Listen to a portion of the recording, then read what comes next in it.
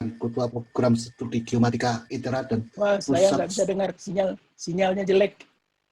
Ya, biar Pak dicoba lagi aja, Pak. Para senior dalam bidang geomatik dan geodesi seluruh Indonesia yang bergabung dalam pertemuan ini, kami mengucapkan selamat datang. Acara ini sangat menarik. Halo, halo. Ya, baik, sudah kedengeran, Pak. Survei bawah tanah. Tidak kenal sama sekali. Gitu. Dulu cara orang dikirim ke luar negeri itu tidak bisa memilih. Pokoknya pergi ke Jerman, nanti entah di mana ditempatkan itu terima aja gitulah ceritanya. Lalu ini saya sampai ke EU Clausthal-Zellerveld namanya.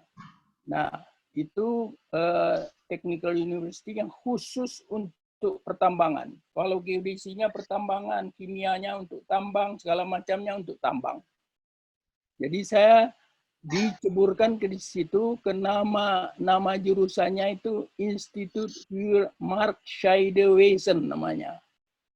Nah, itu artinya ya secara bebas itu underground geodesi pertambangan lah gitu, geodesi pertambangan. Jadi untuk singkatnya saya kirim ke situ, terus ketua jurusannya Profesor Relensman ini, dan dia yang menemukan gyrotheodolite, patennya itu. Nah, jadi semua yang menulis disertasi itu pasti mengenai gyrotheodolite. Nah, saya waktu itu diberi tugas untuk bagaimana penggunaan gyrotheodolite itu untuk geodesi gitu. Dalam pengukuran. Itu intinya gambar yang pertama ini. Jadi saya senang sekali. Dan khusus mengenai survei bawah tanah ini, kita itu sebetulnya tidak ketinggalan kalau kita berpikir dulu. Karena tahun antara 70-80 itu, 1970-1980, itu saya pernah diundang oleh PU di Jakarta. Saya ingat betul di dekat di mana di Jatinegara, kantor PU di situ, membicarakan mau merencanakan untuk membuat MRT di Jakarta.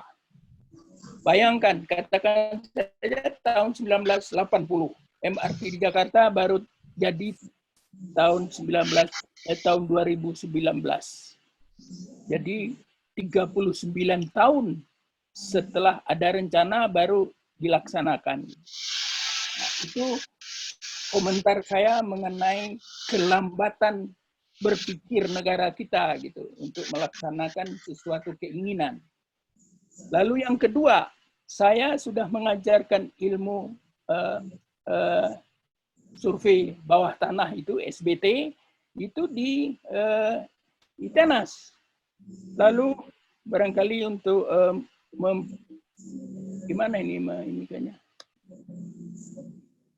Untuk meloncat sedikit.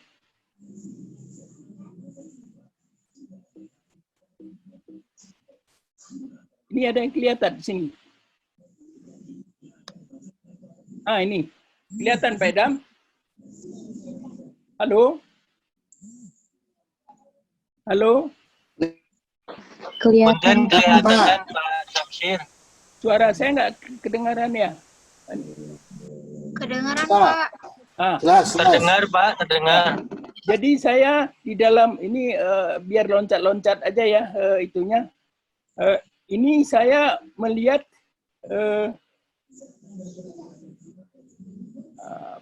ini.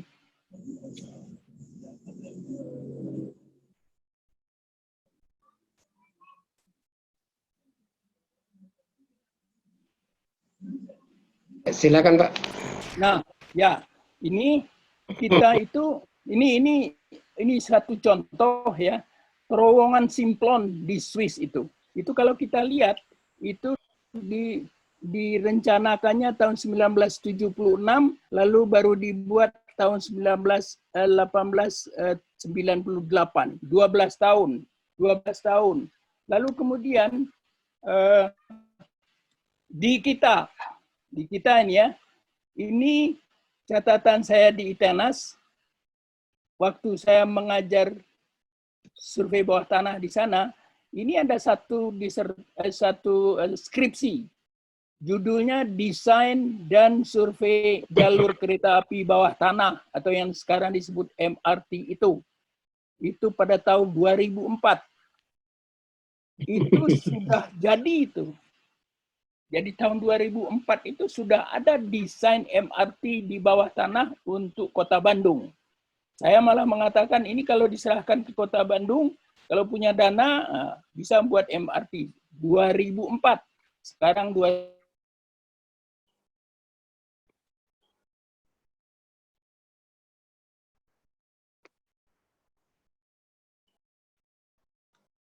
lalu. Nah, ini bukti di dalam melaksanakan apa yang direncanakan. 16 tahun sampai sekarang. Nah, jadi kalau sekarang Wali Kota Bandung punya dana, pakai skripsinya anak ini.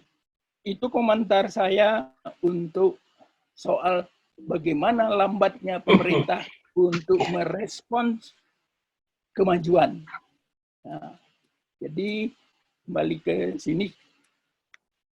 Nah, ini kalau nanti ITERA mau mengajarkan mata kuliah survei bawah tanah, saya akan serahkan apa-apa yang ada pada saya. Slide ada sekitar 100 slide waktu saya mengajarkan survei bawah tanah itu. Siapa yang mau mengajarkan di perguruan tinggi mana akan saya serahkan nanti. Ya, terima kasih Pak, kita tunggu. Ya. Lalu kemudian kalau kita lihat sejarahnya, ini sejarahnya itu sejak tahun berapa ini? Nah, tahun 1556 itu di Eropa itu. Lalu perguruan tinggi yang mengajarkan survei bawah tanah waktu saya berada di sana itu, mana ini kok loncat-loncat. Itu di bawah ini ada 3 negara, Jerman, Austria, Rusia, Australia. Yang lain tidak ada mengajarkan survei bawah tanah. Itu dari segi sejarah. Ya. Lalu kemudian saya kok menemukan kesulitan terus di sini. Itu loncat lagi.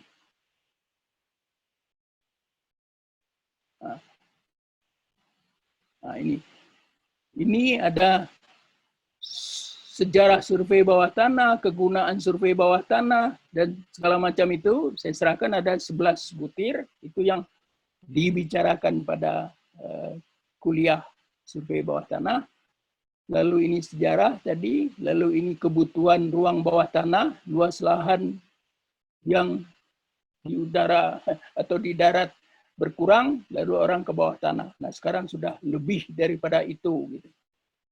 Nah, terutama sekali sekarang banyak terowongan-terowongan itu tidak hanya untuk soal menggali tambang, tetapi juga untuk macam-macam keperluan. Terutama sekali dengan berkembangnya teknologi konstruksi terowongan. Nah, saya masih ingat ada seorang profesor dari Jerman, dari Jepang, karena di Jepang itu daerahnya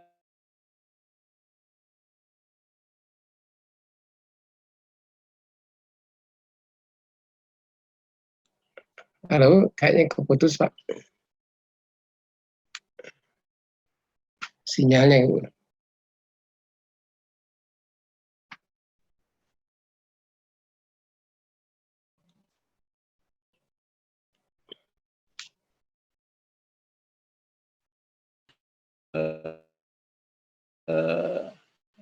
gempa, ya buat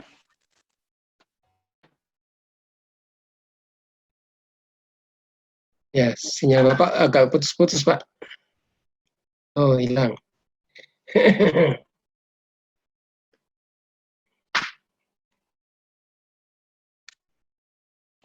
Dia tidak mau memotong tanah atau menggali tanah langsung mengeruk tambang, tetapi dia mencari misalnya besi itu jauh di bawah tanah, tetapi tidak kalau dipotong tanah atau apa yang disebut open pit oleh orang tambang itu sangat merugikan gitu. Jadi dibuatlah terowongan vertikal ke bawah untuk mengambil bahan-bahan tambang apa itu. Nah itu dulu sejarahnya di Eropa itu begitu. Gitu. Apakah mengambil minyak, kalau jauh di bawah tanah itu jangan di open pit, tetapi dibuat terowongan ke bawah tanah yang vertikal. Nah lalu kemudian dari vertikal itulah menjalar kemana-mana, ke jurusan mana-mana, ke level di mana-mana.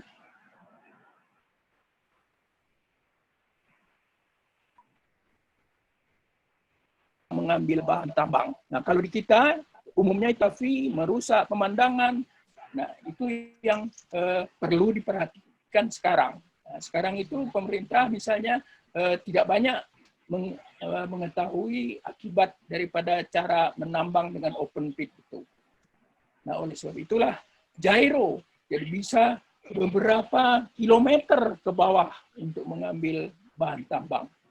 Nah, untuk itulah gyro itu sangat-sangat berperan.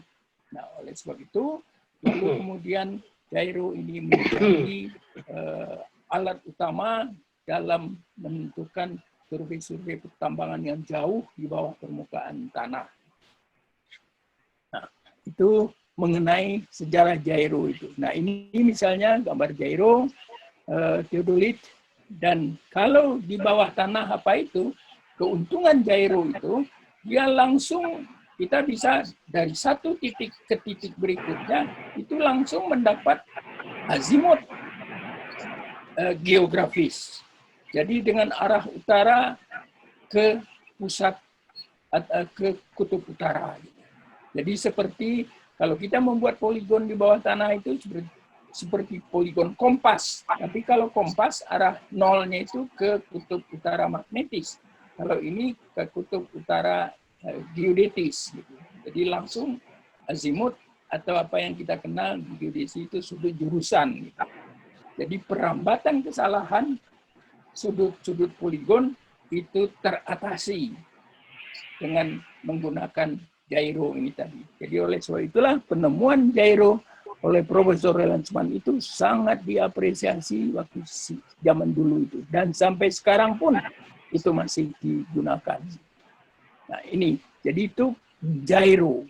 Nah, jadi kita malah di geodesi ITB itu dulu saya diberi satu alat. Mungkin kurang, tidak apa kedengeran ini. Halo, ya, bisa terdengar?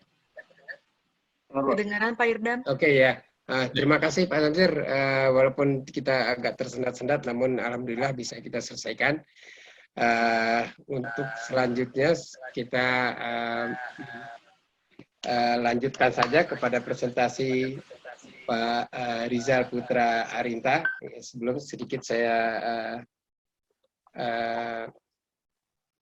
berikan CV beliau.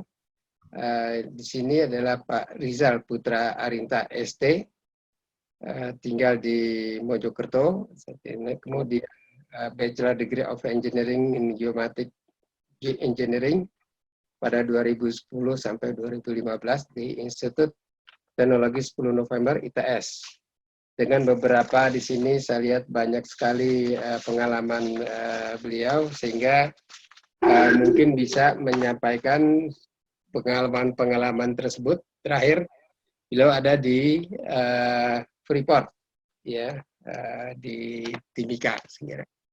Baik, Pak Rizal, apakah sudah siap untuk menyampaikan presentasinya? Silakan, Pak Rizal.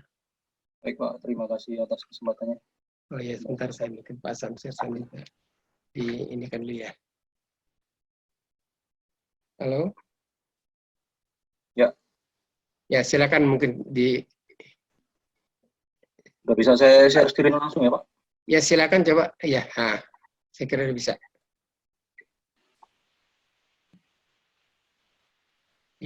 Ya, silakan sudah terlihat.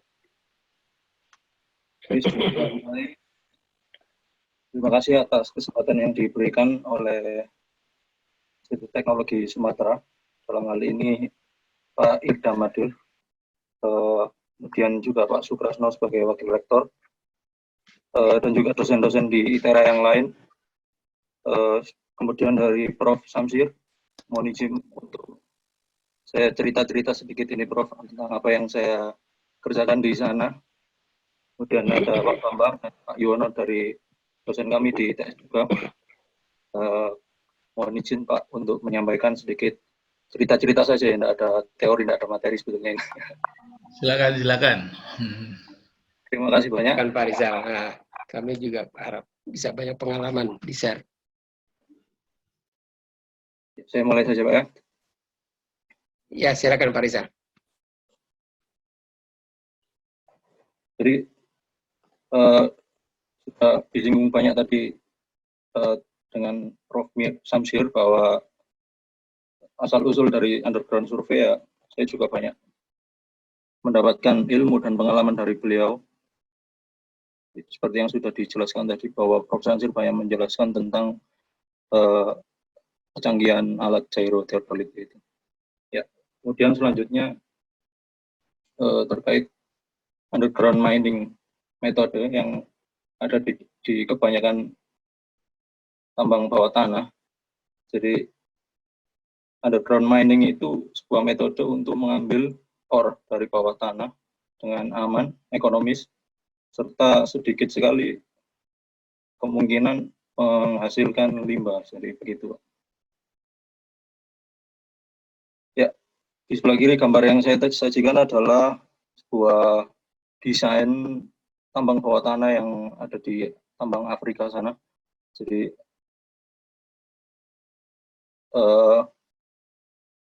di sana memiliki dua ore body ya. Jadi hijau yang saya highlight ini adalah ore body yang saya maksud tadi.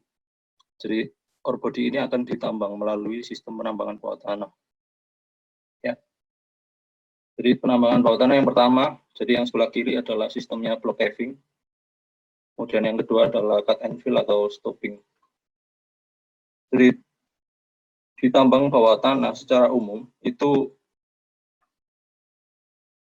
memiliki dua klasifikasi, yaitu soft rock dan hard rock. Jadi yang soft rock itu yang seperti batu bara, kemudian yang struktur batuannya adalah tidak keras, jadi atau lunak gitu. Jadi yang hard rock seperti emas, koper atau tembaga, kemudian nikel dan sebagainya itu akan ditambang melalui hard rock. Itu adalah sekilas tentang metode penambangan bawah tanah. Kemudian selanjutnya, jadi di underground cycle of mining-nya itu kita sebagai surveyor di dalam bawah tanah itu kebanyakan kita bergerak di bidang development dan konstruksinya ini. Jadi yang pertama mereka melakukan eksplorasi dan akuisisi. Setelah izin semua didapatkan, mereka akan mendevelop tambang itu sendiri. Kemudian melakukan pembangunan infrastruktur untuk mempercepat dan menambang secara ekonomis dan efisien. Kemudian yang ketiga adalah melakukan penambangan itu sendiri dan menjualnya. Dan setelah selesai dilakukan penutupan tambang dan reklamasi. Jadi sebetulnya kebanyakan kegiatan survei dan pemetaan yang ada di tambang bawah tanah itu kebanyakan besar di tahap development dan konstruksi. Ya, jadi asal mulanya kenapa mereka membutuhkan surveyor bawah tanah di tahap ini adalah jadi untuk menekan cost, kemudian menyelesaikan proyek ini di waktu yang singkat, tapi tidak mengesampingkan kualitas dan safety mereka. Jadi yang diharapkan oleh perusahaan tambang bawah tanah adalah kita dapat menentukan proses ekskavasi tunnel, kemudian proses penambangan dan semua pembangunan infrastruktur di dalam bawah tanah ini dapat presisi, kemudian tidak menimbulkan kecelakaan kerja, dan cost effective surveying solution. Jadi dengan dibantu dengan survei bawah tanah ini, mereka akan mendapatkan hasil yang waktunya sesuai dengan target, cost-nya rendah, dan berkualitas, serta mengedepankan prinsip keamanan. Ya, jadi tantangan di lingkungan tambang bawah tanah itu adalah, ini yang saya kutip dari organisasi Health and Safety di Amerika. Jadi di proses development dan konstruksi tambang bawah tanah itu akan menyangkut banyak lingkungan yang akan menantang orang-orang yang akan masuk di dalam tambang bawah tanah. Tidak hanya survei saja, jadi ya semua orang yang akan masuk di dalam tambang bawah tanah itu pasti akan mengalami lingkungan yang tidak umum seperti yang didapatkan pada saat kita bekerja di surface. Ya. Jadi di OHSA di Amerika sana itu mereka mengeluarkan sebuah standar yang harus dipenuhi oleh orang-orang yang akan bekerja di tambang bawah tanah tentang terkait di safety-nya. Mereka menyebutnya competent person. Jadi competent person ini adalah orang yang dapat mengidentifikasi dan memprediksi semua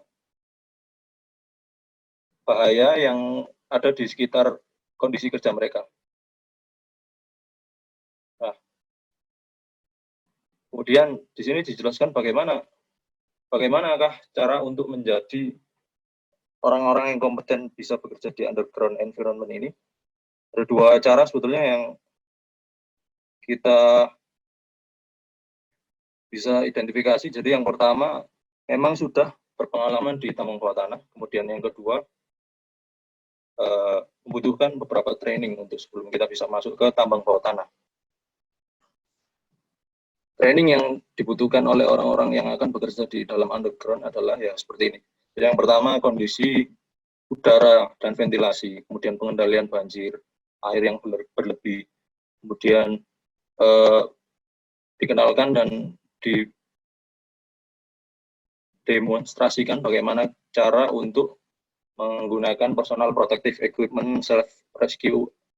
Jadi self rescue equipment, kemudian prosedur emergensi yang ada di dalam, prosedur masuk dan keluar tambang bawah tanah, material eksplosif yang ada di dalam bawah tanah, kemudian pencegahan kebakaran, dan cara berkomunikasi satu sama lain, baik personal ke personal maupun personal ke alat berat. Ya, ini sumber yang saya kutip dari OSHA, Organization Safe and Healthy di Amerika.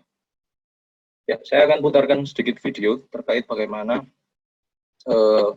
lingkup operasi tambang bawah tanah yang ada di PT Freeport Indonesia. On this island, eastern Indonesian archipelago, on the western half of the island of New Guinea, the company is at work.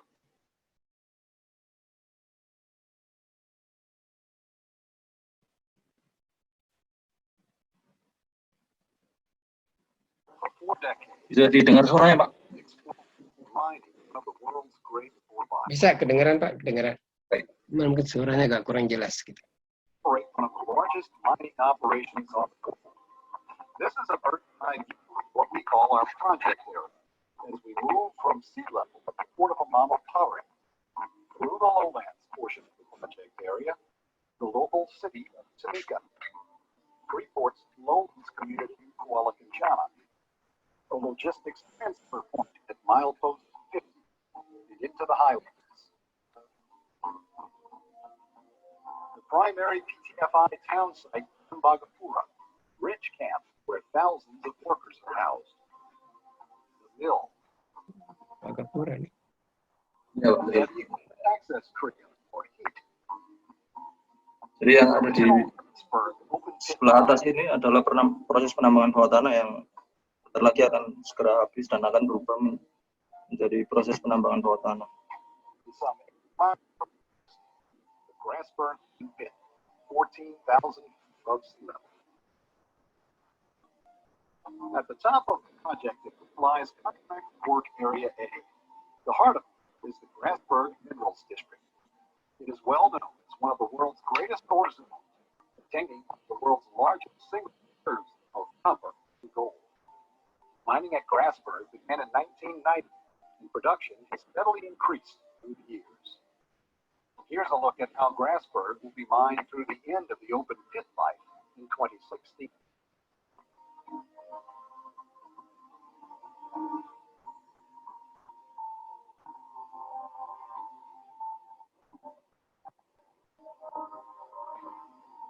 Directly below the Grasberg pit is the Grasberg Block Cave ore body.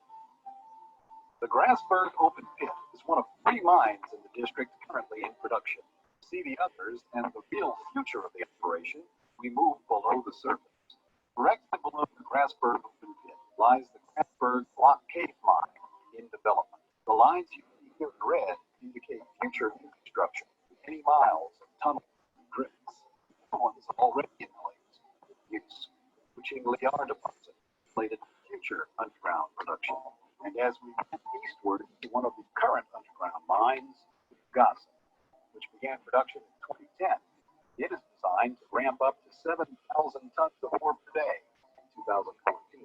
And here is the DOZ, Deep Ore Zone, also currently in production. And below it, the DMLZ, slated for future production around 2015. Bang Mandiri Sonarvan. Future for operations. Development of underground resources began years ago with the development of the AB adits to access massive ore bodies.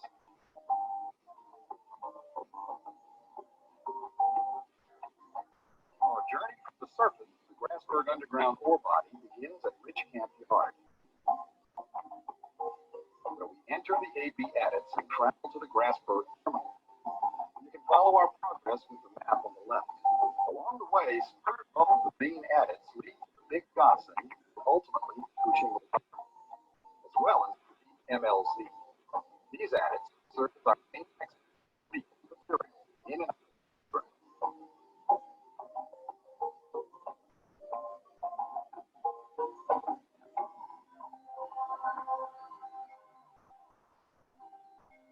As we enter the Grasberg terminal, workers and materials will be hoisted up to the appropriate levels in the Grasberg Block Cave.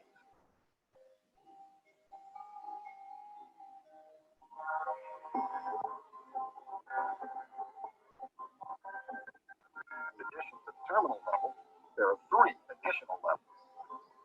The Grasberg Block Cave, with 1 billion tons of ore, has a footprint of almost 200 football fields, with a height exceeding the Empire State Building. The development of the mine on the various levels. Here, panel development occurs in the extraction level as we drill and blast to develop the panel.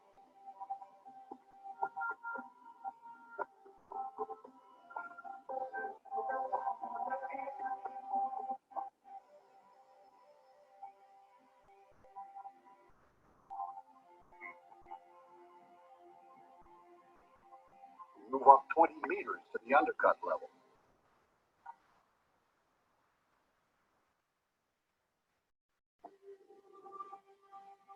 Here we see a drill blasting undercut the ore body.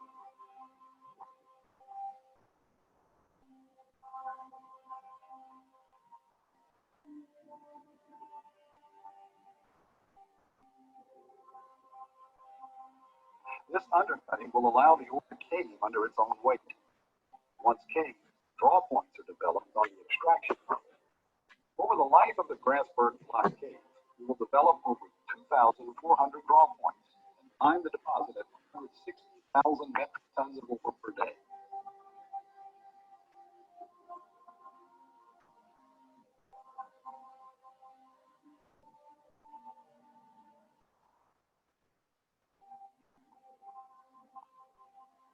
resulting ore is pulled from the draw points.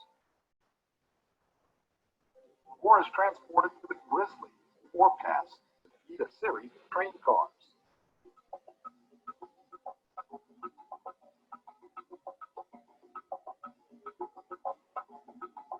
The train cars will deliver the ore to a crusher, a series of conveyors for delivery to the mill. The experience gained in our past and current underground operations will be invaluable as we develop the future underground of PT Freeport, Indonesia.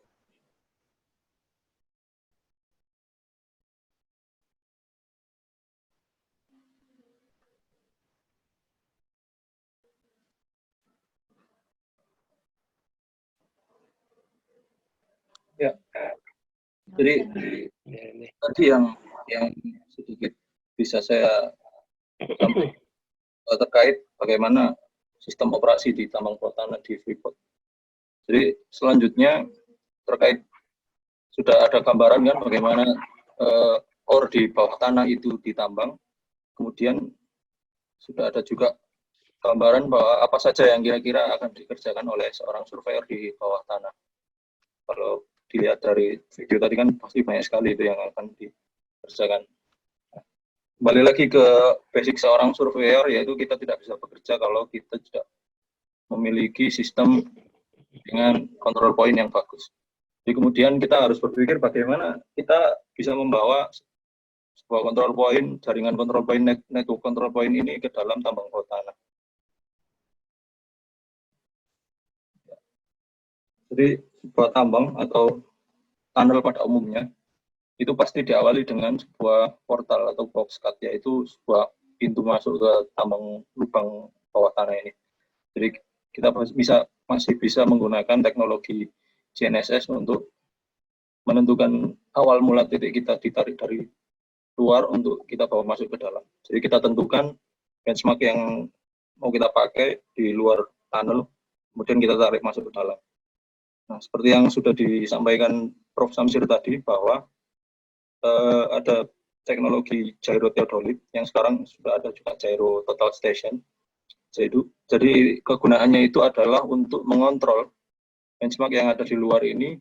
Kalau kita sudah sampai dalam, masuk sekitar 5-10 kilo kan kita nggak mungkin untuk tarik dari luar lagi, bahwa kita hanya punya senjata gyro theodolite ini untuk mengontrol apakah azimut kita masih dalam batas toleransi ketika sudah jarak jauh di dalam underground. Jadi itu ilustrasinya seperti itu.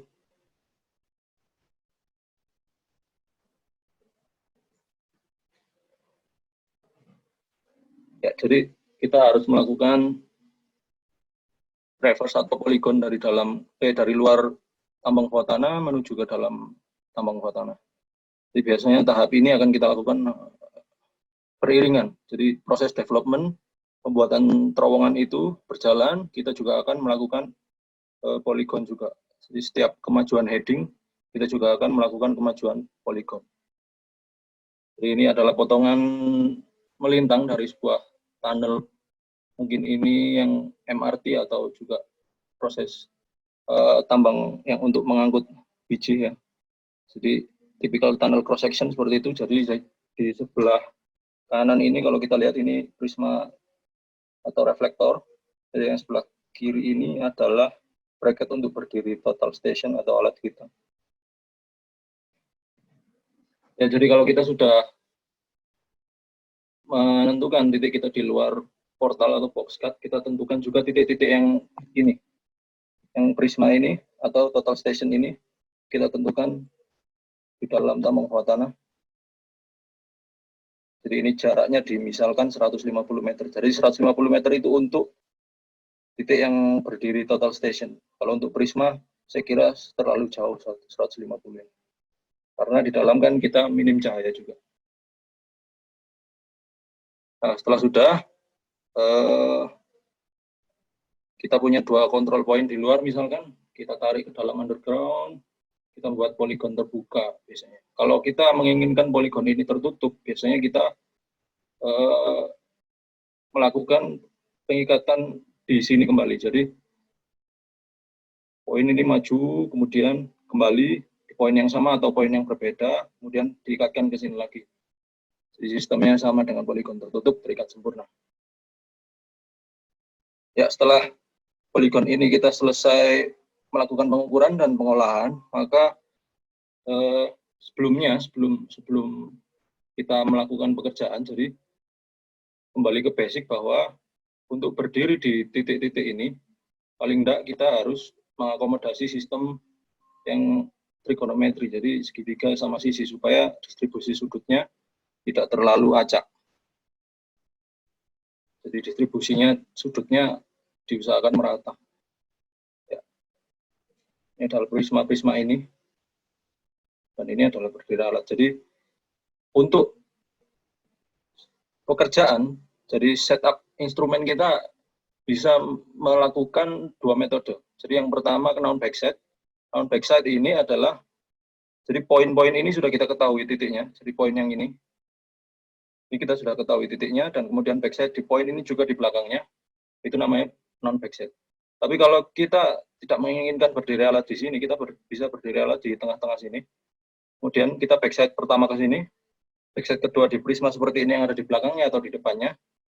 Nah, itu kemudian kita sebut dengan pengiatan ke belakang atau resection. 2 titik minimal ya. Nah, kalau kita sudah mendapatkan geometri yang bagus, atau instrumen setup kita ini sudah diterima secara geometris, kita bisa melakukan pekerjaan. Ya, bisa kita lakukan marking, kita bisa melakukan set out, kita bisa melakukan pick up, itu ambil data secara situasi dan detail, kemudian kita bisa melakukan scanning dan sebagainya. Ya, jadi ini kita menentukan titik di luar portal menggunakan GNSS. Kemudian kita lakukan pengukuran masuk ke portal seperti ini. Jadi kita membutuhkan additional tools ya. Bracket wall hanging brush namanya ini. Jadi alat akan berdiri di sini. Jadi titik yang diketahui adalah titik yang di ujungnya wall hanging brush ini. Kemudian ini adalah prismanya. Kita bisa tempatkan prisma di atas tripod secara temporary ataupun seperti ini. Ini yang akan permanen. Ini lubangnya, jadi prismanya bisa ditancapkan di sini nanti.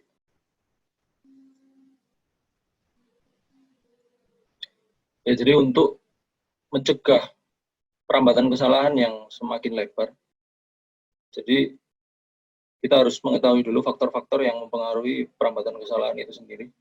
Jadi yang pertama, kalibrasi instrumen, baik yang secara factory pabrik itu maupun kolimasi yang kita lakukan sendiri. Jadi kita harus memastikan bahwa betul-betul alat yang kita pakai itu adalah alat yang bagus. Jadi apalagi yang akan kita lakukan untuk melakukan polygon atau traverse. Jadi ya, kalau di kuliah biasanya kan diajarkan untuk melakukan pengecekan kolimasi, indeks vertikal dan sebagainya itu. Nah, kemudian yang kedua, atmospheric ppm juga kita harus tentukan. Jadi biasanya kita akan dibekali dengan alat-alat untuk mengukur ini, temperatur, tekanan, kemudian kelembapan. Nah, ini kalau di dalam alat yang baru, Leica, Sokia dan sebagainya, ini akan membentuk sebuah value konstanta begitu. Jadi ketelitian, misalkan ketelitian alat itu 1 detik, nah plus minus 1 atau 2 ppm, biasanya mereka akan begitu. Nah, kemudian yang ketiga dan keempat itu kita harus juga mengeliminasi faktor-faktor yang terjadi karena lingkungan kita bekerja. Jadi ada getaran, kemudian ada debu, kemudian ada asap, kemudian angin. Jadi di dalam underground adalah anginnya angin buatan, jadi angin ventilasi. Maka itu akan sangat kencang sekali kalau memang kita berada di ujung angin ventilasi itu. Maka itu harus kita siasati supaya tidak mengganggu hasil dan proses pengukuran kita. Selain itu, reflektor prisma yang sudah saya tunjukkan gambarnya tadi, itu harus kita jaga dari debu, kemudian tabrakan dari alat berat juga. Dan kita harus mengeliminasi kesalahan yang disebabkan oleh faktor manusia dan kesalahan yang blunder atau gross error. Ya, jadi yang kami kerjakan di sana itu adalah survei untuk development dan construction. Kalau survei penambangan di bawah tanah, kita jarang kerja untuk proses penambangan itu sendiri. Mungkin hanya untuk infrastrukturnya pada saat melakukan rehabilitasi. Beda dengan di penambangan bawah tanah. Jadi penambangan bawah tanah mereka akan butuh acuan dari kita terus. Namun kalau untuk yang di bawah tanah, itu mereka menggunakan block caving. Jadi untuk menambang itu, batuan itu akan di-blasting dari bawah, dan kemudian batuan itu akan jatuh sendiri. Nah, kita hanya menentukan di manakah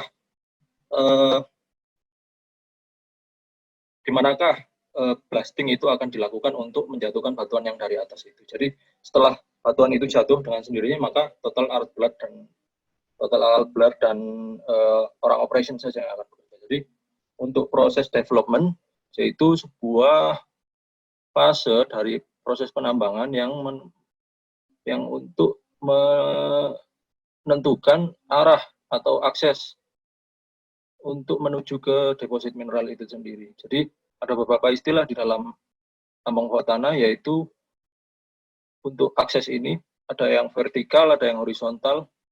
Selain itu karena dibutuhkan survei, karena desain tambang bawah tanah ini akan membutuhkan mungkin puluhan atau hampir ratusan kilo ya kalau saya lihat di tempat kami bekerja ini. Kalau tidak didukung dengan jumlah manpower survei yang sesuai, alat yang sesuai, juga mungkin tidak akan memenuhi kriteria yang low cost tadi. Jadi seperti itu.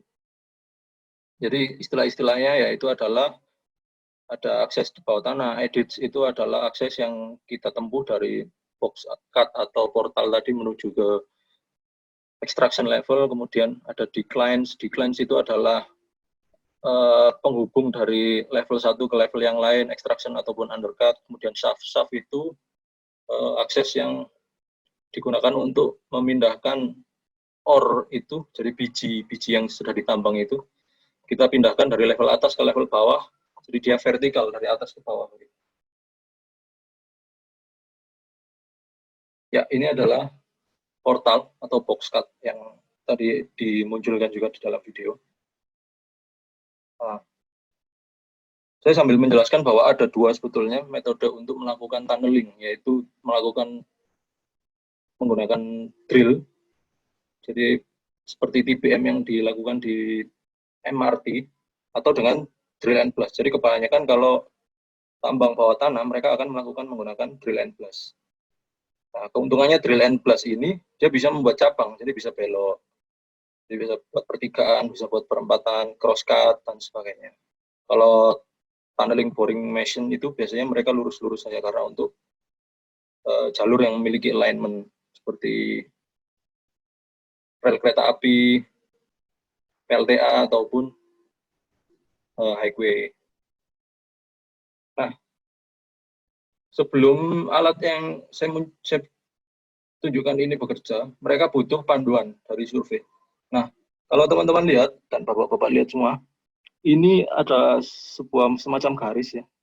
Jadi garis ini kita bikin, orang-orang survei yang bikin. Jadi ini adalah proses pekerjaan kita, yaitu marking development heading. Jadi arah tujuan dari development itu, development tunneling ini kita yang menentukan. Nah, kalau dilihat ini dia akan sedang membuat pertigaan, jadi tunnel ini akan dibuat cabang. Nah, menggunakan alat yang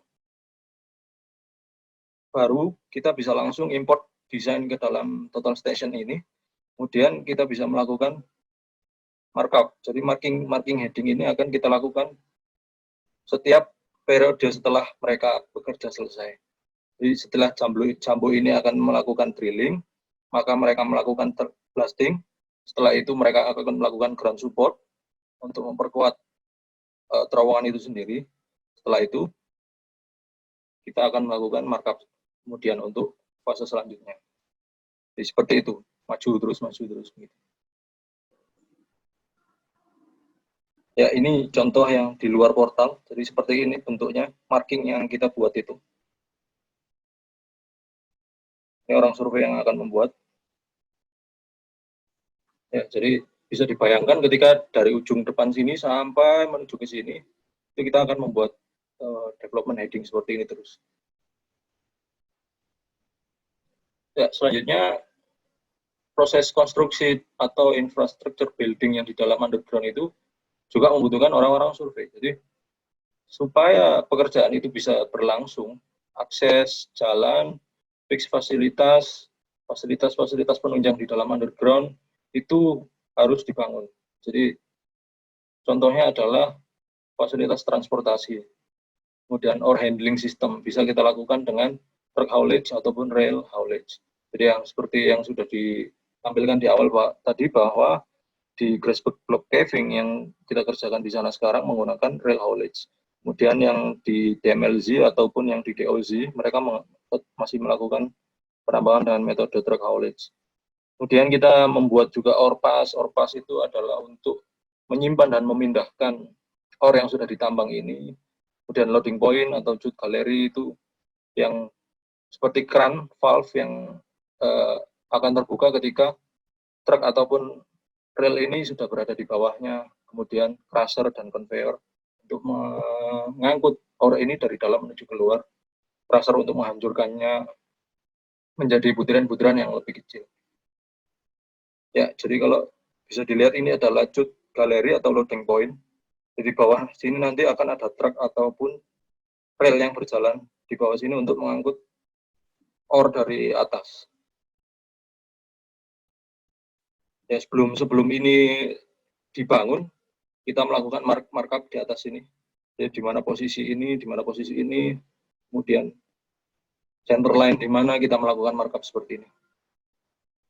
Nah, kalau sudah dibangun relnya, kita bisa melakukan pengukuran atau dengan monitoring semacam ini.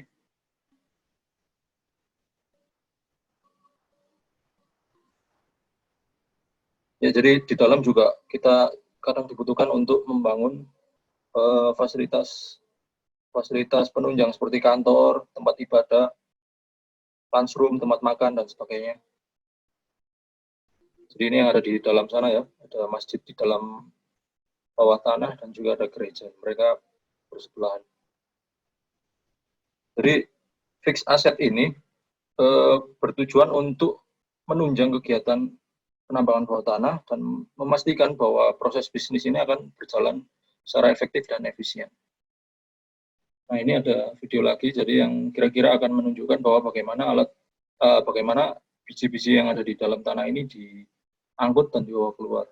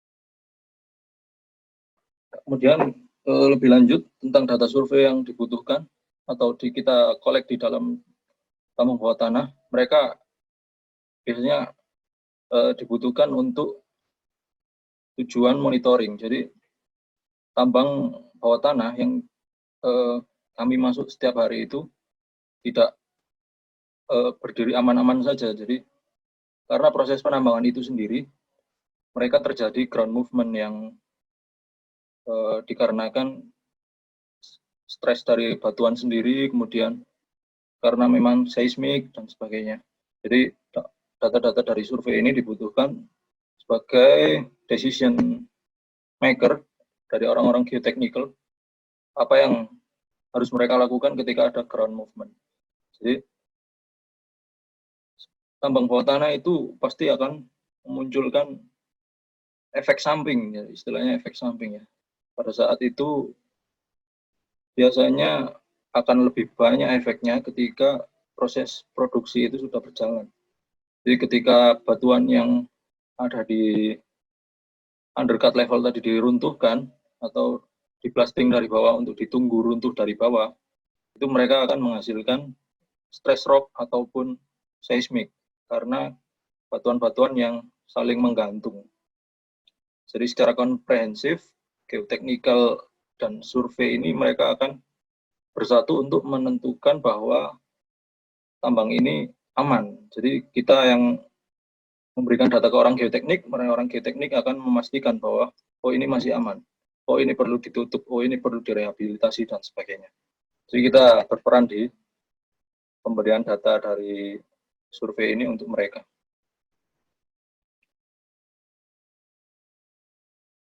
Ya, jadi ground movement monitoring itu bisa kita lakukan jika control point network yang sudah disebutkan di awal tadi itu sudah bagus.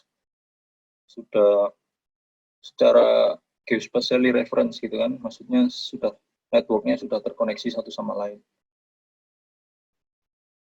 Ya, selanjutnya data survei untuk monitoring atau alat-alat survei yang kita gunakan untuk monitoring. Jadi kalau mereka menggunakan rail based haulage-nya, jadi kita bisa menggunakan scanner ini dengan platform rail yang scannernya ini mobile. Jadi scannernya ini berjalan. Nah, karena scannernya yang berjalan, maka kita butuh total station untuk memberikan georeference data terhadap data yang di-scan di dalam alat ini. Nah, untuk total station yang bisa memberikan data georeference seperti itu ke dalam alat ini, kita membutuhkan radio handle yang di atasnya ini. Jadi radio handle ini terkoneksi dengan alat scan yang berjalan ini. Jadi dia akan menembak secara periodik terus-menerus. Kemudian data yang dibaca dari total station ini akan ditransfer ke sini. Kita tetap membutuhkan wall prism untuk melakukan orientasi alat dari ini. Jadi kita bisa melakukan resection ataupun non-backshot menggunakan wall brush hanging yang di awal tadi. Ya, selanjutnya adalah planar atau scan target. Jadi scan target itu kita akan pasang di sini. Kita akan pasang di sini karena ini kondisi gelap. Batuan pun kalau akan dibutuhkan untuk identifikasi objek itu istilahnya kurang mewakili. Jadi kita membutuhkan scan target ini untuk bisa mengidentifikasi objek. Ya, ini adalah hasilnya setelah dilakukan pengolahan. Jadi inisial survei telah dilakukan pada Januari 25. Kemudian dilakukan survei kemudian pada Juni tanggal 2 kemarin. Ya, ditunjukkan bahwa terdapat pergeseran. Kalau ini sepertinya alat box ini ya, jadi bukan pergeseran batuan. Jadi ya seperti ini kita harus juga bisa menentukan noise-noise yang terjadi ketika kita melakukan scanning. Ya, jadi kalau kita lihat pergeseran yang paling besar ini ditunjukkan dengan warna merah. Nah, setelah dilakukan pengecekan, ternyata terdapat crack atau kerusakan yang terjadi di solder sebelah kiri. Jadi kalau di heading itu, biasanya kita menyebut ini sebagai floor, kemudian ini wall, kemudian ini solder, ini back, ini solder, dan seterusnya. Jadi terjadi kerusakan di sebelah kiri rib solder. Ya. Nah, setelah kita melakukan scanning dan pengolahan, kita akan memberikan data ini ke geotek, kemudian geotek akan melakukan inspeksi. Jadi betulkah tidak terjadi pergeseran. Nah, setelah terjadi seperti ini, mereka akan memberikan rekomendasi. Rekomendasi ini kita masih boleh bekerja di sini atau mereka akan tutup sementara untuk melakukan rehabilitasi atau dilarang sama sekali untuk bekerja di sini.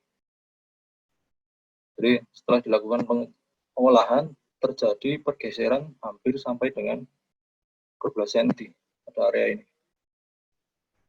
Jadi kalau secara visual kita tidak akan melihat ini bergeser karena batuan ini tipikal semua. Jadi kalau kita orang survei tidak melakukan scan dan scan kita ini tidak bisa harus bisa dipertanggungjawabkan secara geospasial, maksudnya data yang kita sajikan sebelumnya dan sekarang itu memang bisa-bisa benar untuk dikomparasi.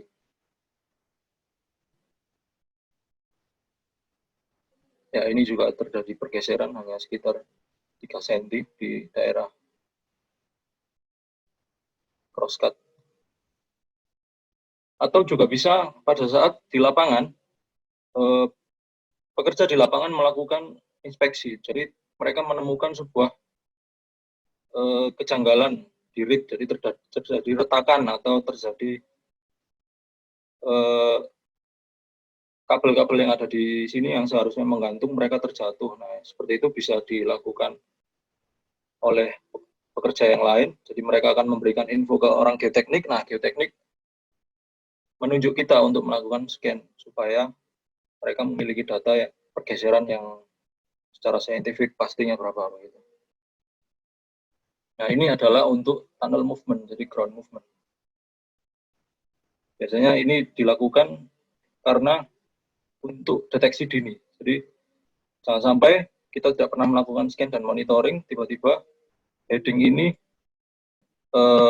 kita tidak inginkan pastinya, jadi mereka akan runtuh gitu. Jadi kalau runtuh ini adalah akses produksi, maka pasti akan ada biaya yang dimunculkan karena rehabilitasi akses ini dan juga produksi yang terhenti karena tidak ada monitoring yang secara periodik. Itu yang kita lakukan untuk data scan. Kemudian yang selanjutnya untuk infrastruktur monitoring. Jadi yang sudah saya tunjukkan di awal tadi bahwa ini adalah chute atau loading point. Jadi kita menempelkan reflective tape, jadi yang produknya banyak sih sebetulnya, tidak hanya Leica saja. Jadi kita tempelkan produk Prisma stiker itu kita tempelkan di beberapa struktur dari yang chute ini untuk kita monitoring secara berkala. Nah, pada saat kita memonitoring, itu kita harus memastikan dulu bahwa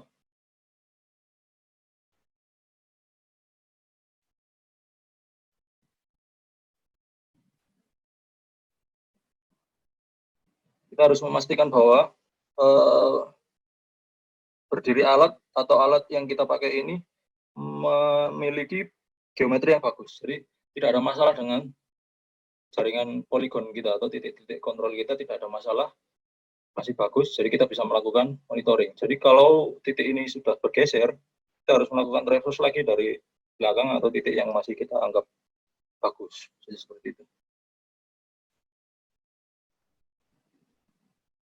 Ya, setelah dilakukan pengolahan, jadi pengolahannya tabular seperti ini, kita akan bandingkan biasanya per minggu atau per 2 minggu atau per bulan, tergantung kebutuhan dari production department itu. Biasanya mereka yang menentukan berapa kali dalam sebulan, berapa kali dalam setahun, dan sebagainya. Jadi poin 1, 2, 3, 4, 5 ini akan kita kelompokkan dan akan kita lakukan analisa. Jadi seperti poin 1 bahwa delta change itu artinya alignment ini. Jadi dia geser ke kanan atau ke kiri, jadi ke kiri minus, ke kanan plus. Kalau 0 berarti belum terjadi pergeseran di poin nomor 1.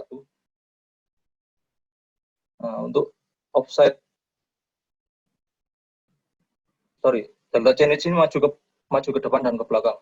Kalau change dia ke kanan dan ke kiri. Jadi min 1 dia berarti yang poin nomor 1 ini sudah terjadi pergeseran 1 mili ke kiri. Kemudian poin 2 delta offset. Jadi plus 1 poin 2 berarti di sini sudah terjadi pergeseran ke kanan. Nah, begitu dan seterusnya. Jadi kenapa struktur ini bisa bergerak? Karena di atasnya ini adalah batuan yang setelah ditambang. Jadi tempat menyimpan batuan sementara dari level undercut di atas ini. Jadi kalau ini penuh, kemudian terjadi stress rock, itu pasti struktur di sini mereka akan mengalami pelendutan. Jadi itu Pak Irdam yang bisa saya sampaikan. Ya, baik. Terima kasih banyak Pak Pak Rizal. Banyak sekali yang informasi yang kita dapatkan dan saya kira ya akan muncul banyak pertanyaan sebenarnya nih.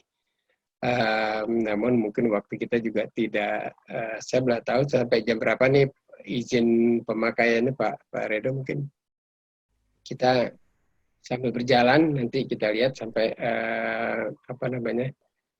kita lanjutkan ke tanya jawab begitu.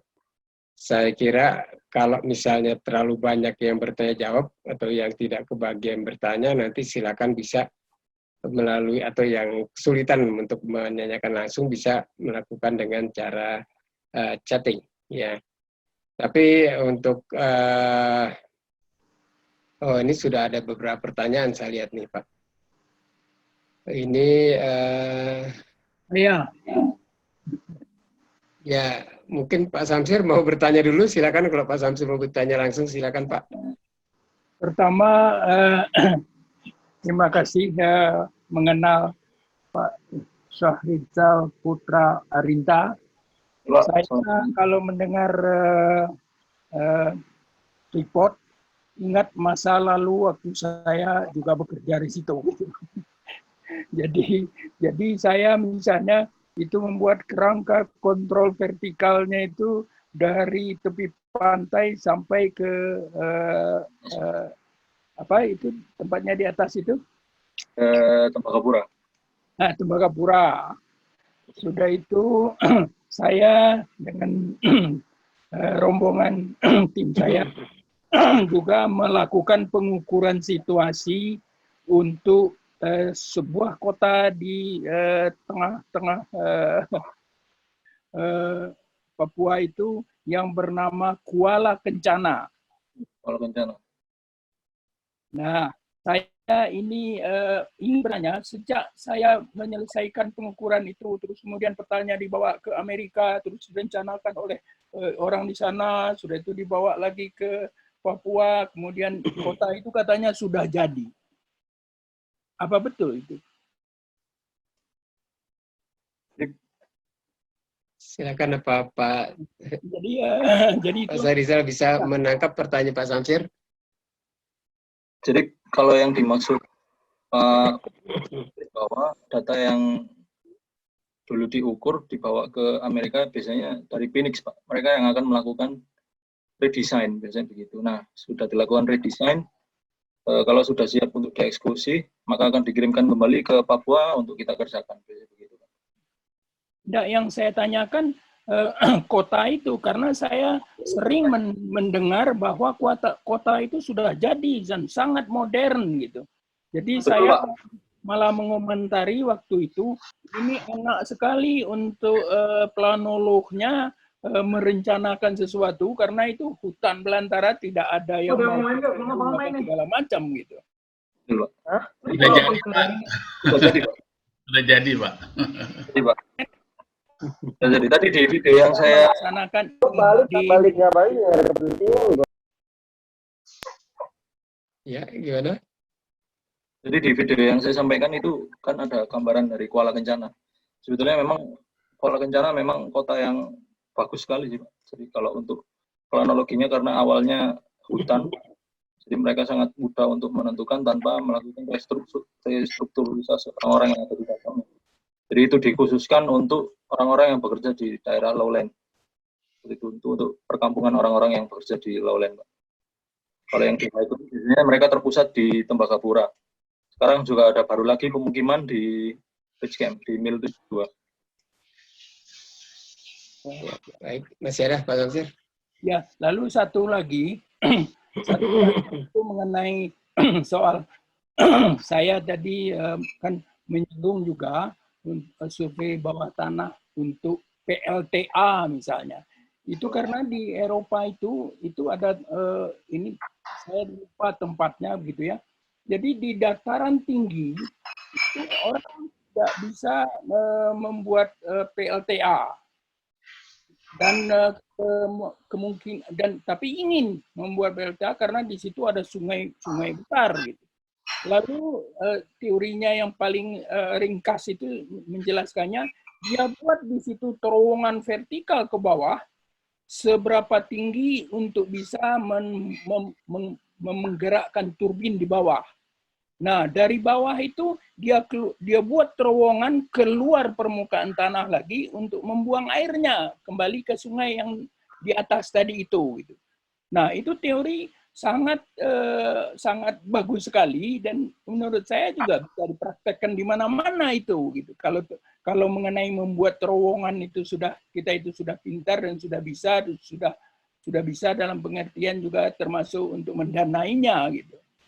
Nah, seperti misalnya contoh sekarang Bandung ini letaknya 700 meter di atas permukaan laut gitu, tapi sering banjir gitu.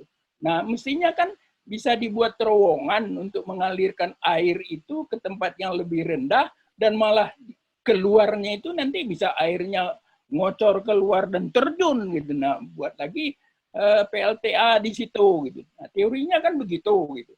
Tapi kadang-kadang ya itu tadi kita cerita kepada pemerintah itu barangkali nggak ada yang ngerti gitu. Nah, jadi itu yang jelas itu. Bandung 700 meter di atas permukaan laut tapi banjir. Nggak masuk akal kan? Nah, di mana itu pemikiran orang geodesi soal perbedaan tinggi itu bisa menghilangkan banjir itu. Nah, kalau saya jalannya itu tadi gitu. Buat terowongan air sampai saya kira ke arah barat Bandung itu kan tidak begitu jauh itu merendahnya dataran Bandung ini gitu. Nah, kenapa kok tidak pernah ada gitu? Tidak ada rencana untuk melakukan hal yang seperti itu gitu. Nah, itu yang selalu saya mengatakan pemerintah itu dia berkuasa tetapi tidak mau mendengarkan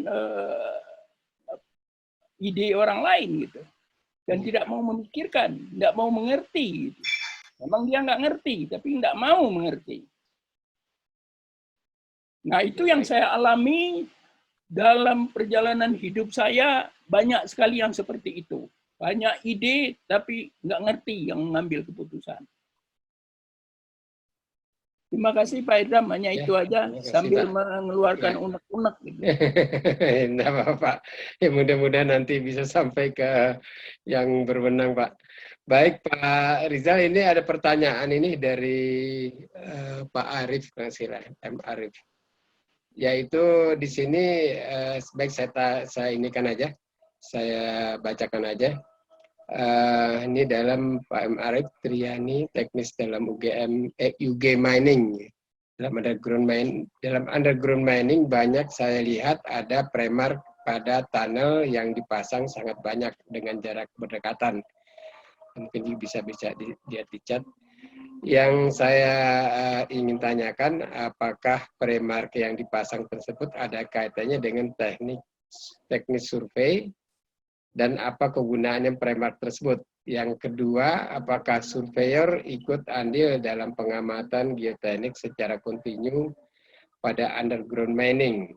Ya, silakan Pak Rizal dijawab dulu. Ya, jadi mungkin Prof. Samsir bisa menambahkan juga nanti, Prof. Kalau sepengetahuan saya, premark yang dimaksud adalah wall prism tadi ya, Pak. Jadi reflektor yang kita taruh di wall tunnel itu. Jadi harus berdekatan ya, bukan berdekatan. Sebenarnya ya jaraknya harus optimum. Karena jika kita akan menggunakan poin itu dipakai untuk bekerja, artinya poin itu kita akan gunakan untuk backside nantinya. Itu kita pasti akan, jadi kita lihat dulu. Penampang tunnel ini kan ada ukurannya, Pak. Jadi kebanyakan mereka bermain di 6 meter.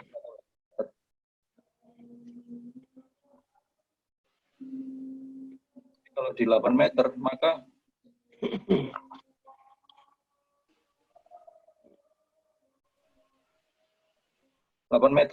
jarak yang optimal adalah tidak lebih dari 20 meter atau jadi kita akan berdiri di sini, kita akan backside ke sini. Jadi berdiri di sini, kita akan backside di sini. Jaraknya ini kan sangat kecil. Supaya kita mendapatkan geometri yang bagus secara trigonometrik, maka jarak ini tidak terlalu jauh, titik ke depannya ini atau titik ke belakangnya ini. kurang lebih seperti itu. Nah, untuk pertanyaan kedua bahwa apakah kita berperan, gitu Pak ya tadi, apakah kita berperan dalam hal pengamatan geoteknik secara kontinu? Kalau secara kontinu, mereka pengamatan geoteknik itu berbasis di dua alat sebetulnya. Yang pertama berbasis di data survei, yang kedua berbasis di data mereka dari alat mereka sendiri yang ditanamkan dan bisa mengirimkan data secara periodik. Seperti kemudian seismograf dan sebagainya mereka punya. Dan itu akan ditancapkan secara permanen. Kalau data survei kita pasti berperan. Jadi seperti itu. Nah, yang menentukan berapa banyaknya, berapa kali dalam satu waktu tertentu, satu window time itu mereka yang menentukan. Jadi kita hanya berperan untuk memberikan data itu kepada mereka. Ya. Ya, baik Pak. Ini ada pertanyaan kedua. Ini dari Pak Erik Siantu dari PT RMK Energi. Ya. Ini terkait dengan kompeten person yang disampaikan mengenai experience UG dan training. Ini underground ini ya.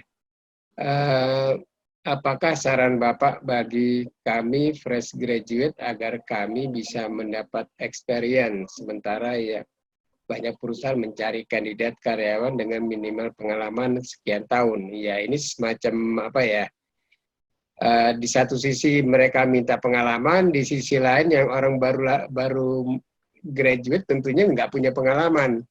Ini apakah ada bridge jembatannya untuk itu misalnya dilakukan semacam kerja praktek atau apa di tempat Pak Rizal, nah kemudian kita bisa dikasih sertifikat yang bisa dianggap sebagai pengalaman.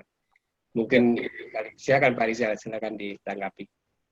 Jadi kan memang yang paling reliable itu dari yang jalur experience ya Pak. Jadi mereka tidak akan memunculkan resiko yang lain. Jadi kalau graduate pasti mereka harus menyiapkan dulu orang-orang ini untuk siap bekerja. Nah, kalau untuk yang graduate, beberapa perusahaan underground yang ada di Indonesia ini kebanyakan mereka membuka jalur fresh graduate sebetulnya. Nah, itu sebetulnya jembatan yang bisa kita lalui kalau memang mau berkarir di jalur profesional. Ataupun yang kedua yang seperti Pak Irdam sampaikan tadi bahwa kita bisa mengajukan untuk melakukan kerja praktik di perusahaan tersebut. Jadi pastinya di kerja praktik maupun fresh graduate program itu mereka akan melakukan training dulu. Mereka akan memastikan bahwa kita sudah aware dengan kondisi yang akan kita alami di dalam dan pastinya mereka akan mengeluarkan biaya tambahan kan itu Pak yang mereka akan minimalisir sebetulnya itu. Jadi kalau mereka mau langsung saja sebetulnya lebih enak cari yang experience gitu kan. Tapi karena di beberapa perusahaan ini mereka ingin mendevelop orang-orang yang memang dari jalur graduate, ya mungkin itu bisa ditempuh. Jalur graduate ataupun perusahaan yang mengajukan bisa kerja praktik tadi. Ya, baik. Ini kelihatannya Pak Yuwono ingin bertanya nih Pak Rizal. Silakan Pak Yuwono, mungkin silakan ingin bertanya langsung Pak Yuwono. Halo, Pak Yuwono Ya. masih. Ya, silakan Pak Yuwono. Terima kasih. Pertanyaan saya untuk Pak Profesor Samsir Mira. Bagus. Iya, Pak Samsir. Ya. Ada pertanyaan. Saya juga tadi mau bertanya, enggak ada yang bertanya kepada saya. Ada Pak. Ya, silakan Pak Yuwono. Begini, Pak Profesor. Tadi Bapak menyebutkan sudah ada skripsi tentang semacam MRT lah di Bandung tahun 2004 gitu ya. Nah itu skripsinya sudah sampai FS Pak, feasible study atau apa? Atau sudah sampai biaya? Katakanlah kalau membangun gini-gini nanti habisnya sekian pada saat 2004 gitu. Apa baru sampai apa gitu? Apa sudah sampai biaya? Itu yang pertama. Yang kedua, mohon izin, tadi Pak Profesor Samsir menyebutkan punya ilmu yang salah satunya yang bawah tanah tadi ada 100 lembar slide. Nah, kebetulan saya dosen ITS Pak, jadi dari geomatika. Apakah mohon izin, apakah saya bisa mendapatkan itu Pak? Kalau bisa, bagaimana caranya? Boleh, boleh. Iya, iya. Caranya bagaimana? Itu yang kedua, Pak. Terima kasih. Caranya saya akan mengirimkan kepada Anda gitu. Oh iya, terima kasih, Pak. Iya, iya. Iya, iya. Lalu tadi soal pertanyaan soal biaya apa tadi? Oh, ini ya. Ya, yang Civility. jalan kereta api Bandung tadi Pak sudah dipelajari 2004 sudah ada skripsi, itu sudah sampai biaya atau baru sampai apa gitu Pak? Belum, biaya belum. Bayangkan aja kalaupun sudah ada biaya 2004 itu dengan sekarang juga sudah akan sangat berbeda gitu ya. Jadi itu barangkali sudah bukan orang geodesi itu. Gitu. Jadi sampai petanya, sampai jalur, misalnya saya dari Jalan Dago ini, terus saya naik yang dari Dago atas sampai Simpang. Nah, lalu Pasar Simpang itu saya ganti MRT-nya gitu. Nah, lalu kemudian saya terus mengambil jalur yang mana sampai misalnya ke Jalan Asia Afrika. Ya, ya. Terus kemudian saya mau kemana, pindah lagi di situ. Itu sudah ada. Dan itu sudah bisa menggantikan jalur-jalur angkot itu. Jadi angkot ini digantikan dengan itu. Semuanya udah ada. Sudah ada petanya juga.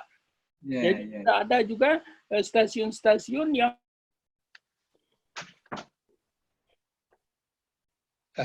terputus Pak Samsir.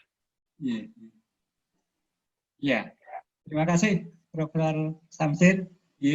Ya. Sudah Pak Idam, terima kasih. Oh iya, sama-sama Pak Yono. Nanti mungkin kita bisa kontak-kontak untuk dapatkan ininya. Dan dia dapat slide-nya juga. Saya kirim juga ke Pak Yono. Di sana juga ada pelajaran Pak di kami Pak. Oh gitu ya. Ya baik Pak Yono, terima kasih. Nah, Pak Rizal, ini ada satu lagi pertanyaan juga masih dari Pak Erik Siantu. Itu mengenai training. Sebenarnya apakah ini di sini pertanyaan adalah training seperti apa yang disarankan berdasarkan pengalaman dari Pak Rizal ini supaya relevan buat kami atau yang fresh graduate ini bisa terjun di bidang underground survey. Jadi apakah memang mungkin Pak Rizal bisa tahu ada training khusus gitu ya? Apakah mungkin di Freeport juga memberikan macam training khusus? Jadi peluang-peluangnya ya baik di Freeport ataupun yang di luar Freeportnya Pak Rizal. Silakan Pak Rizal. Ya, baik. Kalau setahu saya, kalau kita masuk di sana pasti akan ada program induction. Jadi induction itu tergantung dari area kerja yang akan kita. Nimbrung Pak Idam. Ya silakan Pak. Ya silakan Pak Rizal. Jadi tergantung dari area kerja yang akan kita tempati. Jadi kalau di underground, maka mereka akan fokus memberikan pelatihan terkait bahaya-bahaya yang ada di underground. Jadi seperti itu. Jadi kalau kita masuk, pasti akan ada training di dalamnya nanti, Pak. Di luar Freeport sendiri ada tidak Pak? Di luar Freeport biasanya ada. Tahunya. Jadi ada lembaga-lembaga yang fokus di bidang safety-nya saja, biasanya mereka akan mengadakan. Ya kalau untuk safety memang biasanya ada. Cuman kalau di bidang teknisnya sendiri, menurut Pak Rizal, apakah yang ada di, katakan di perkuliahan, mungkin dulu Pak Rizal ikut kuliah dan sebagainya itu cukup bisa menunjang. Pertama sih dalam segi konsepnya, ya kedua mungkin tergantung kepada waktu praktikum dengan peralatan yang seberapa canggih yang dibandingkan dengan ada di Freeport begitu Pak Rizal. Jadi mungkin yang untuk dasar survei pemetaan terestris saja yang kita akan bawa ke sana. Jadi untuk secara teknis lebih detail akan kita pelajari di sana biasanya Pak. Jadi kalau memang dasarnya saja sudah cukup mewakili dari apa yang kita pelajarkan di perkuliahan itu. Jadi kira-kira untuk aplikasinya konsep yang kita dapat cukup sudah ya at least sedikit banyak mungkin walaupun tidak sama sekali ya sudah mendekati lah begitu. Pak, saya boleh mengajukan pertanyaan ke Prof. Samsir kan? Silakan Pak, silakan Pak. Ya Pak Samsir, apakah masih monitor? Mohon izin Prof. Pak Samsir, halo. Tadi izinnya mau minum, mungkin sebentar. Ya kalau kerja praktek, sebentar kita tunggu Pak Samsir nih. Saya tanya. Mengenai kerja praktek, apakah bisa dilakukan di Freeport, Pak Rizal? Bisa Pak. Jadi kebetulan memang beberapa perguruan tinggi biasanya ada yang atau kerjasama atau secara personal mengirimkan mahasiswanya gitu ya. Ya, tapi berhubung lokasinya jauh, tapi apakah memang Freeport sendiri menyediakan fasilitas paling nggak untuk transportasinya gitu Pak, atau memang kami harus menyediakan sendiri?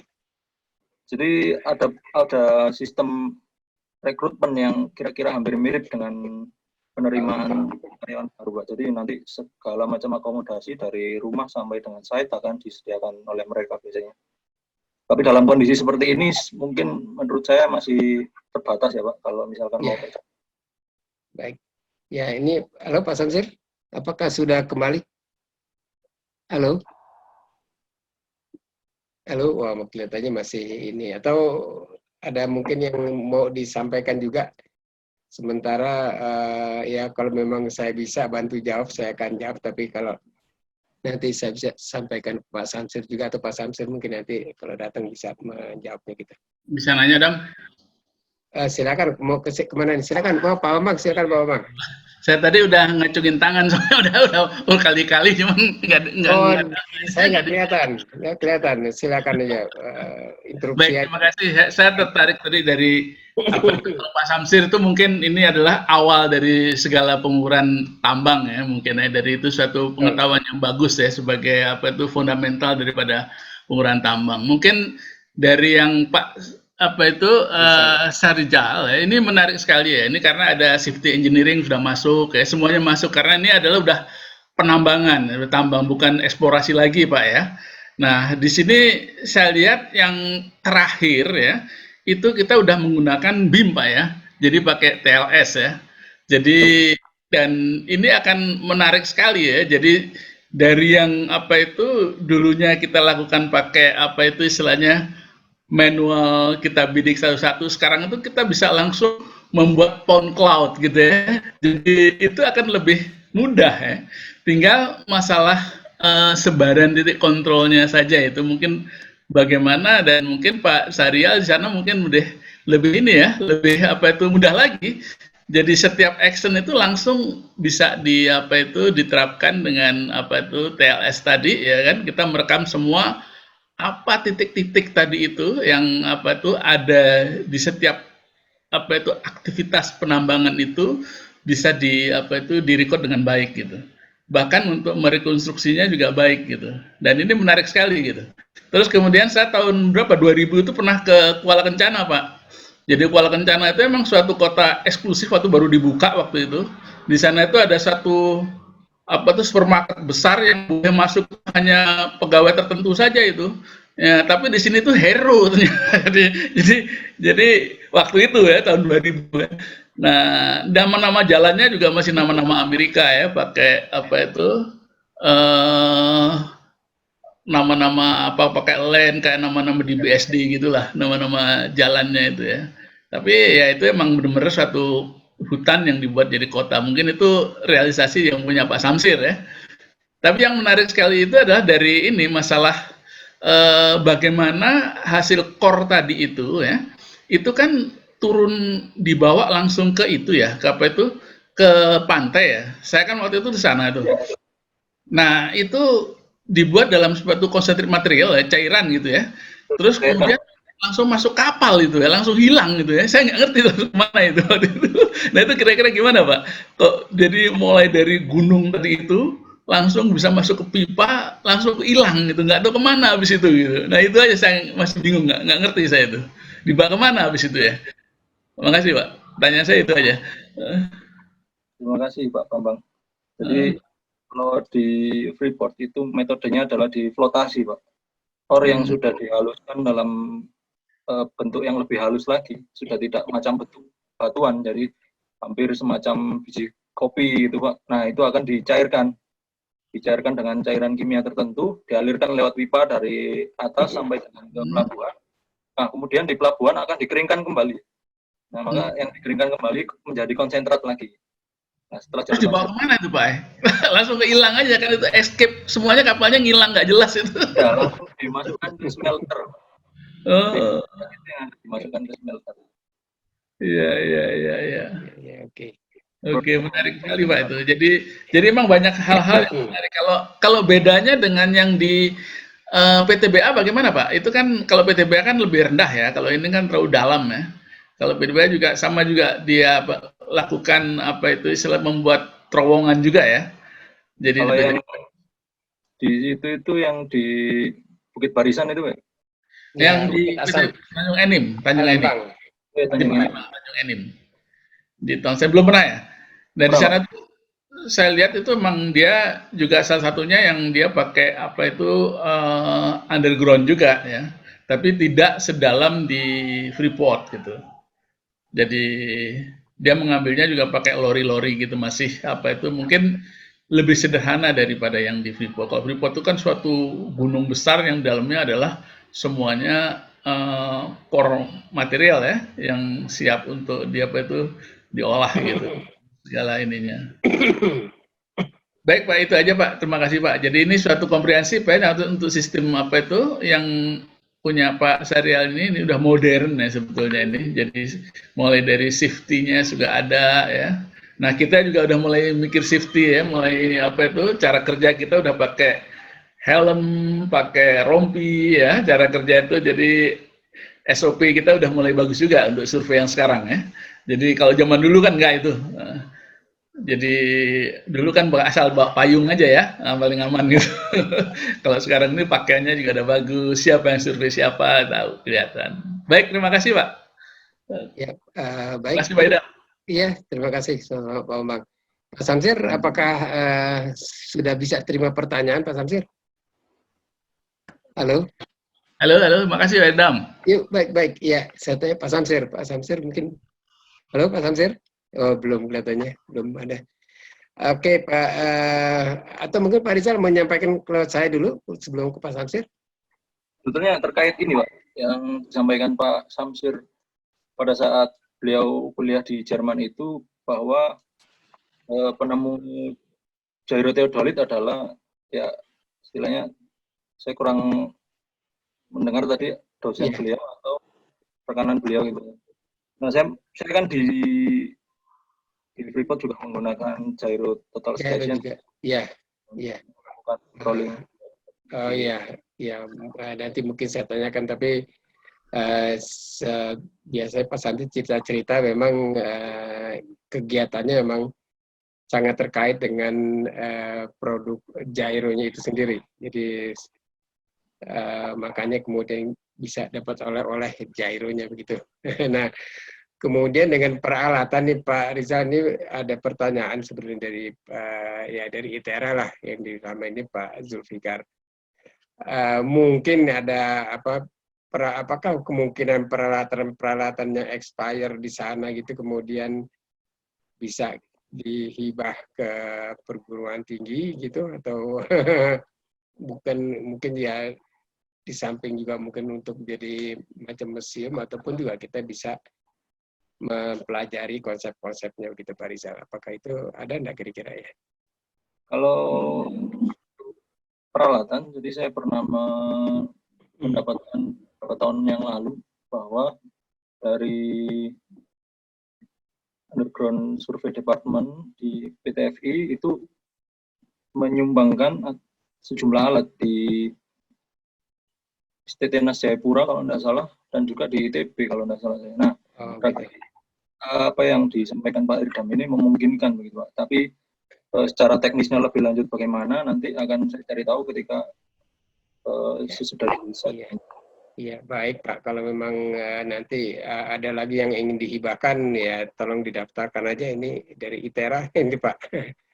Iya, terima kasih. Ini tadi lihat Pak Samsir tadi sudah muncul. Halo, Pak Samsir, apakah sudah ada? Sudah muncul lagi? Oh, enggak ya. Baik, nah audiens nanti mahasiswa kalau ada yang masih ingin bertanya silakan. Mumpung kesempatan ada waktu, mungkin agak susah nih bisa bicara atau ketemu dengan Pak Rizal ini. Silakan, ada pertanyaan dari mahasiswa, silakan langsung aja. Walaupun tidak sampai lewat ini. Saya lihat di sini udah habis yang di chatnya. Halo, apakah ada? Kelihatannya nggak ada yang muncul. Baik, kita memang sudah melewati batas waktunya. Ini udah setengah jam lebih dari jam 3, walaupun memang tadi juga kita agak sedikit terhambat mulai. Saya kira kalau tidak ada pertanyaan lagi, saya akan tutup dengan terima kasih banyak pertama kepada Pak Rizal Putra Arinta telah bersedia untuk ikut di sini, juga tentunya Pak Samsir Mira, Profesor Samsir Mira yang sudah juga memberikan konsep-konsep kepada kita, dasar-dasar dari underground surveying. Kami dari ITERA memang mudah-mudahan bisa mengembangkan ini. Kami akan mulai dan mudah-mudahan juga nanti bisa berkembang di sini. Tentunya juga nanti ada, kalau ada memang perusahaan-perusahaan, saya lihat tadi ada beberapa yang Pak yang bertanya tadi, saya lupa dari Pak. Kemudian saya lihat juga dari beberapa perusahaan yang ikut juga. Ya, kita bisa bekerja sama untuk mengembangkan pengembangan dari sistem survei bawah tanah, underground surveying. Dan sebelum juga saya ingin menyampaikan bahwa mudah-mudahan kita masih bisa menyelenggarakan yang keduanya ini, yang tadi Pak Samsir sudah menyinggung masalah radar bawah tanah, ya, georadar. Mudah-mudahan bisa saya bantu membahasnya dengan georadar, ya, karena saya punya beberapa pengalaman di situ dalam pemetaan bawah tanah. Silakan nanti ditunggu lagi pemberitahuan dari kami, dan silakan untuk berpartisipasi bagi yang berminat. Jadi sekali lagi terima kasih Pak Profesor Samsir Mira atas kehadiran untuk. Tanya sedikit dong untuk Pak Rizal nih, dari geodesi, lulusan geodesi berapa orang yang udah di Freeport ya? Banyak sekali Pak. Kalau dari ITB itu mungkin Sari di sana ya, ada mahasiswa. Sari, ada Yudi, kemudian ada banyak Pak. Ya dulu ada maksud saya Derajat namanya, tapi udah lama keluar. Oh iya, Pak Derajat sudah di Sumatera sekarang Pak. Oh, sudah Sumatera, oke. Kalau Sari masih di sana ya? Ini Pak Sari kebetulan pegang JIS di sana. Oke. Bagus. Ya. Oke, sudah. Nah, itu penting nih kalau gitu, mungkin kalau ada rekrutan baru ya bisa dikirim juga ke ITERA atau lulusan-lulusan ITERA ini, soalnya perlu juga dia harus ke sana. Ya Pak Edam ya? Ya, betul. Ini saya lihat dari PT Hydronav ada yang ikut serta di sini. Mudah-mudahan juga bisa kita berkolaborasi lebih jauh lagi. Baik, kalau tidak ada pertanyaan lagi, silakan saya berikan sedikit. Ya, kalau kita oke. Baik Pak Samsir dengan Pak Rizal, kami ucapkan terima kasih banyak. Ya, mudah-mudahan Tuhan memberkati kita semua. Dan saya sampaikan wabillahi taufiq wal hidayah. Wassalamualaikum warahmatullahi wabarakatuh. Waalaikumsalam warahmatullahi wabarakatuh. Terima kasih Pak Idam, Pak Bambang EL. Iya Pak. Lama nggak ketemu ya. Ngobrol-ngobrol ya, masih silakan. Resminya udah ditutup. Silakan Pak Yuwono kalau. Terima kasih Pak Yuwono, Pak Taufik, Pak Bambang, dan Pak Suprasno yang sudah berkenan hadir. Ya, ya. Oh iya, Pak Suprasno mungkin masih menghadir. Terima kasih Pak Suprasno. Harusnya ditutup Pak Suprasno ya. Iya, Pak Suprasno masih Orang, ini. Pak Kakak, aja Pak Kapur. Maaf tadi saya tutup langsung Pak Suprasno, mesti Pak Suprasno yang tutup nih. Enggak.